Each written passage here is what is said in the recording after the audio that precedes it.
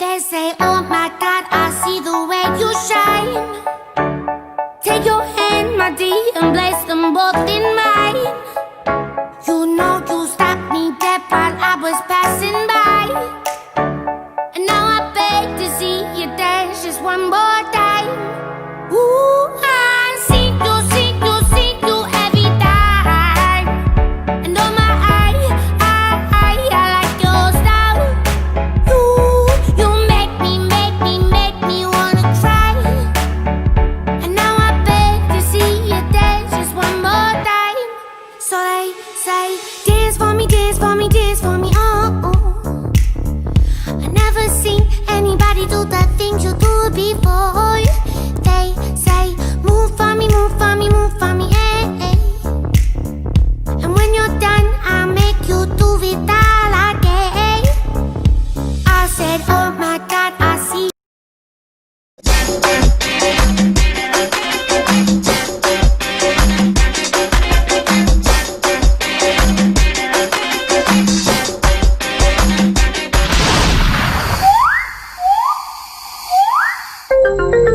Pemirsa pernah mendengar kata endemik? Ya, endemik merupakan suatu organisme yang hanya bisa ditemukan di suatu tempat dan tidak ditemukan di tempat lainnya. Dalam ilmu biologi bisa mengarah pada makhluk hidup baik itu tumbuhan maupun hewan yang hanya mendiami satu kawasan saja, sudah pasti tidak ditemukan di tempat lainnya. Sebagai negara kepulauan, kita harus bangga terhadap Indonesia karena kita memiliki banyak hewan endemik. Artinya hewan yang ada di Indonesia itu tidak dimiliki negara lain. Bahkan jumlahnya tidak hanya satu, tapi banyak. Atau mungkin masih ada spesies hewan endemik yang masih belum ditemukan. Nah, di episode kali ini, Spotlight akan membahas beberapa hewan endemik Indonesia. Hewan apa saja itu? Berikut hasil rangkumannya.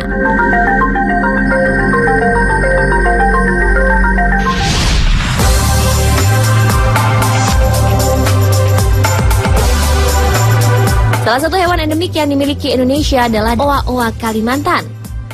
Primata dari famili ungko ini memiliki ciri khas di bagian bulunya, yaitu terdapat bulu melingkar berwarna terang di bagian wajah dan bulu berwarna gelap seperti topi di bagian kepala. Lengannya yang panjang mempermudah oa-oa untuk berpindah dari satu pohon ke pohon lainnya. Ada perilaku unik dan khas dari primata yang memiliki berat rata-rata 5,5 kg ini, yaitu merupakan hewan setia. Oa-oa hanya memiliki satu pasangan selama hidupnya. Lengkingannya menjadi pertanda panggilan bagi kawanannya apabila dalam bahaya sekaligus mengusir hewan yang sedang memburunya. Habitat terbesarnya berada di wilayah Kalimantan bagian utara dan timur. Karena kelangkaannya ini, oa-oa menjadi hewan yang dilindungi karena mulai terancam keberadaannya.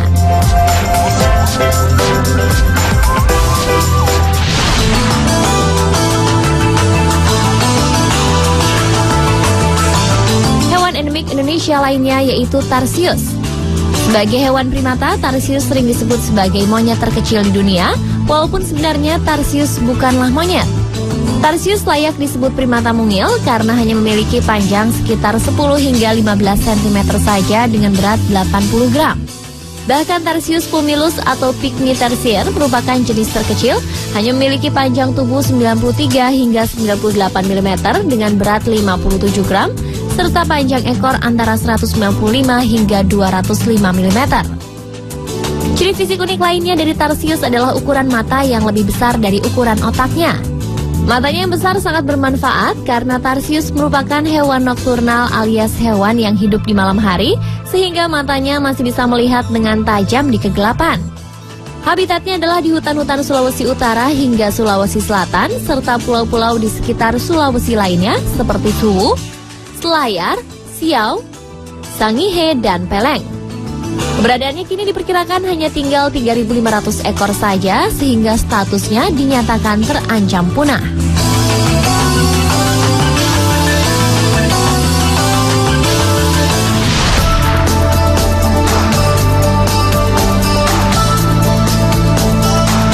Indonesia harus berbangga dengan endemik yang satu ini, yaitu komodo. Kadal raksasa yang hanya bisa ditemui di Pulau Komodo, Nusa Tenggara ini merupakan satu-satunya kadal purba yang tersisa di dunia. Karena itulah komodo terdaftar sebagai 7 keajaiban dunia. Komodo merupakan hewan yang memiliki indera menakjubkan. Kemampuan penglihatannya salah satu yang terbaik dari hewan pemburu lainnya. Komodo bisa melihat mangsa dengan jelas hingga jarak 300 meter. Yang paling menakjubkan, penciumannya bisa menemukan mangsa atau binatang mati pada jarak hampir 10 km. Semua itu karena hidung komodo tidak memiliki sekat rongga. Keunikan lainnya dari komodo adalah memiliki bisa mematikan, sehingga sedikit mangsa yang bisa bertahan hidup setelah terkena gigitannya. Yang lebih unik lagi, komodo bisa berkembang biak tanpa melalui proses perkawinan.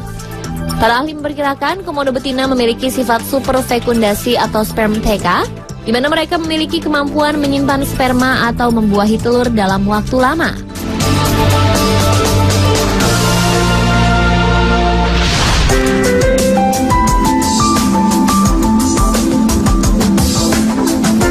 Satu lagi hewan endemik Indonesia yang habitatnya berada di wilayah timur adalah kura-kura leher ular.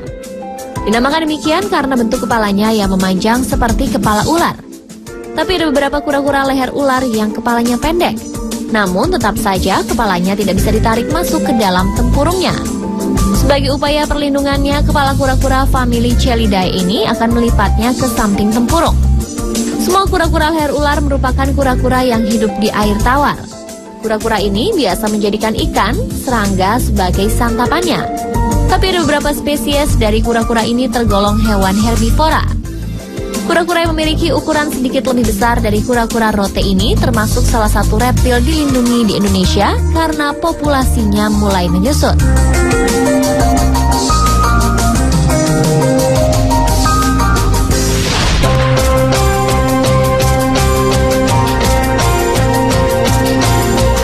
Hewan endemik Indonesia versi Spotlight terakhir yakni harimau Sumatera dan macan dahan. Harimau Sumatera atau pemilik nama latin Panthera tigris sumatrae merupakan satu dari 6 spesies harimau yang masih bertahan hidup. Sayangnya kini termasuk dalam klasifikasi terancam punah. Populasinya tinggal 400 hingga 500 ekor saja. Harimau Sumatera memiliki warna paling gelap di antara semua subspesies harimau lainnya. Harimau Sumatera juga bisa berenang dengan cepat karena memiliki selaput di sela-sela jarinya. Sebagai hewan soliter, hewan ini memiliki indera pendengaran dan penglihatan yang sangat tajam. Selain itu, Sumatera juga memiliki kucing raksasa lainnya yang disebut macan dahan. Milik nama latin Neofelis giardi ini memiliki pola kulit sama dengan harimau pada umumnya, hanya saja sedikit lebih jarang-jarang. Keberadaan macan dahan kini terancam punah sehingga digolongkan pada hewan dilindungi. Populasinya diperkirakan tidak lebih dari 200 ekor. Selain di Sumatera, habitat macan dahan berada di sebagian Kalimantan. Itulah beberapa hewan endemik atau yang hanya ada di Indonesia.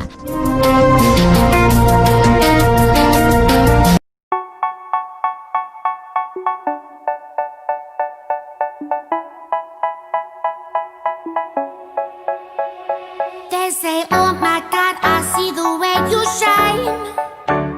Take your hand, my dear, and place them both in mine. You know you stopped me dead while I was passing by. And now I beg to see you dance just one more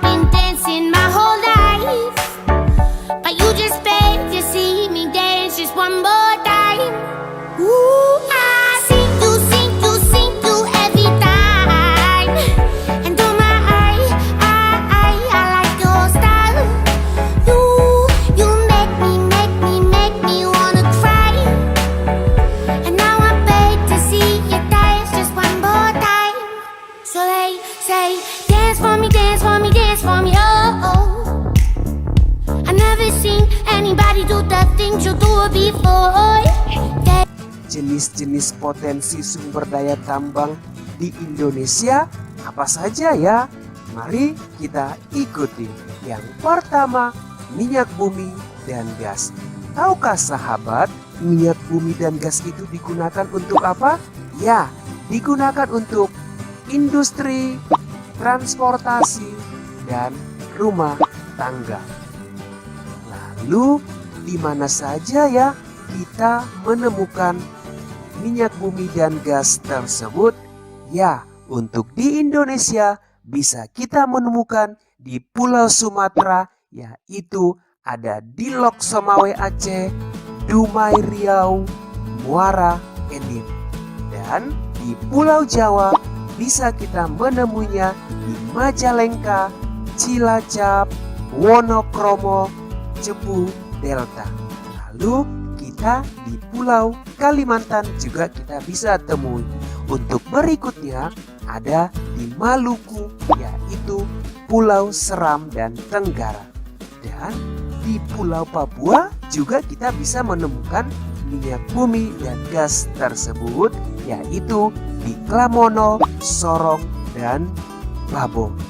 Cukup kaya ya sahabat Indonesia akan sumber daya tambang minyak bumi dan gas. Kita patut bersyukur ya. Batuan sedimen yang terbentuk dari sisa tumbuhan yang telah mati dan mengendap selama jutaan tahun. Batu bara, unsur-unsurnya yaitu karbon, hidrogen, dan oksigen. Lalu sahabat, tahu tidak apa itu fungsi batu bara? Ya, batu bara berfungsi untuk pembangkit listrik, rumah tangga, pembakaran pada industri, batu bata, batu kapur, dan biji besi. Lalu di mana saja ya kita dapat menemukan batu bara tersebut? Ya, ada di Kalimantan, yaitu Samarinda, Sungai Berau, Sumatera Barat. Kemudian kita juga menemukannya di Sumatera Selatan, yaitu di Bukit Asam dan Tanjung Enim. Ayo sahabat, ada tidak batu bara ditemukan di daerah kamu? Wah, hebat ya kalau ada. Yang berikutnya adalah bauksit. Mari kita lihat video berikut. Bauksit merupakan sumber biji utama untuk menghasilkan aluminium.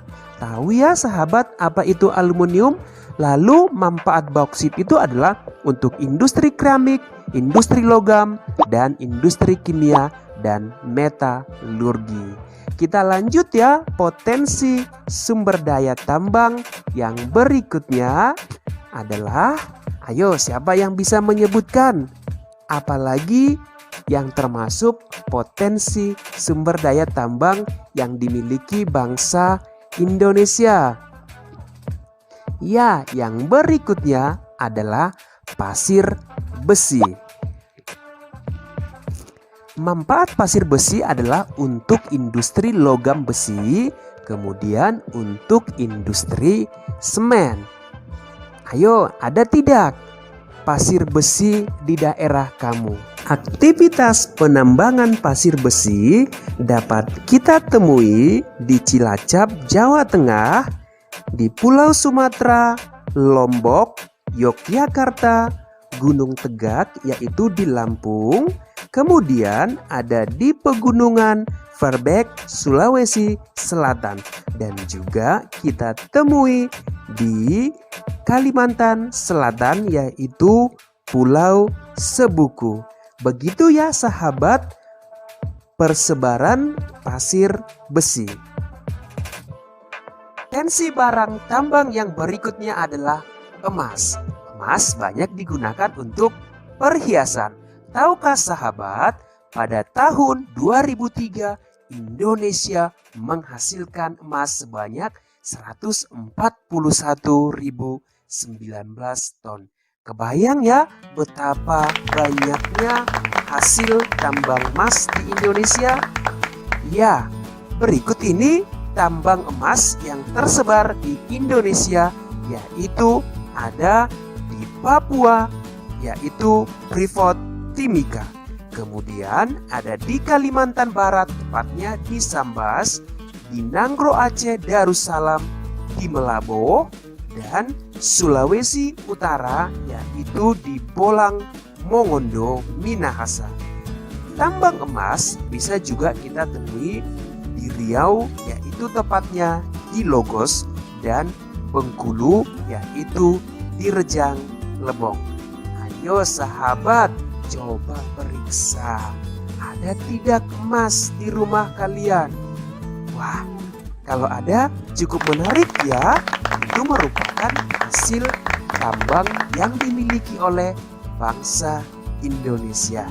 Cukup menarik ya sahabat, kita belajar potensi sumber daya tambang di Indonesia.